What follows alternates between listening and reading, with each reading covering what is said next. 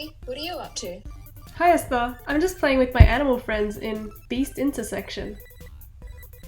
Well, I'm just tossing some shells in Italian plumber driving. Oh hey, didn't see you there. Welcome to our 2020 Compclub online winter workshop.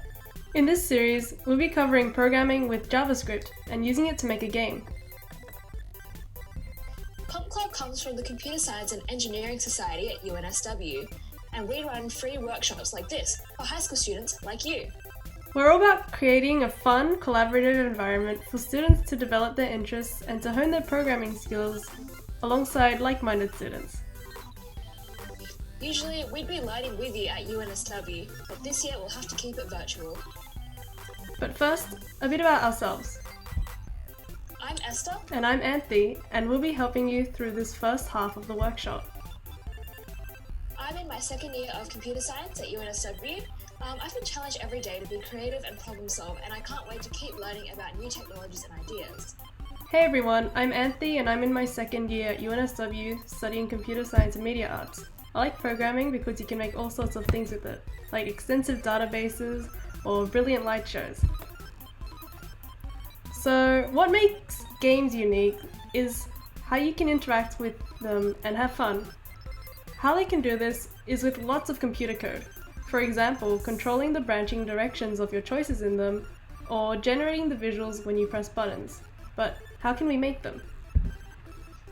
As programmers, we speak in code. Coding is how we write programs that let us talk to computers to make them do different things. Like talking in real life, coding comes in different languages. The language that we'll be using today is called JavaScript.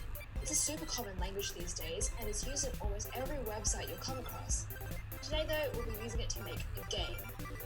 To help with the visual aspect of the game development, we'll be using something called p5.js, but more on that later. By now, you might be itching to know what kind of game we're making. The game that we are recreating was one of the biggest apps of 2013.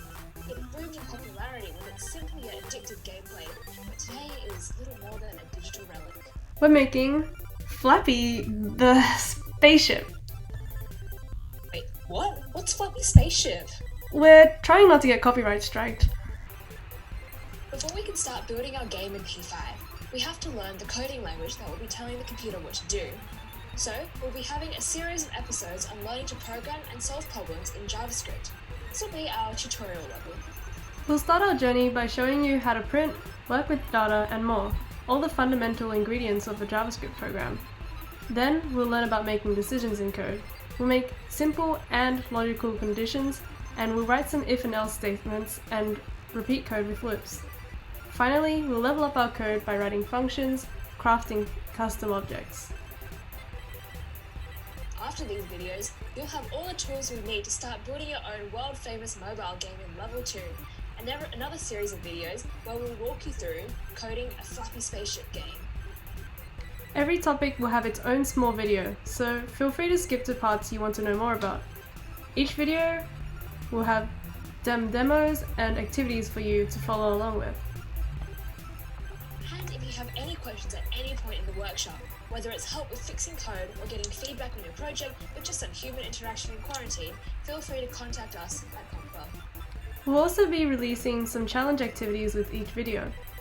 These will be completely optional, just extra questions to push your JavaScript prowess.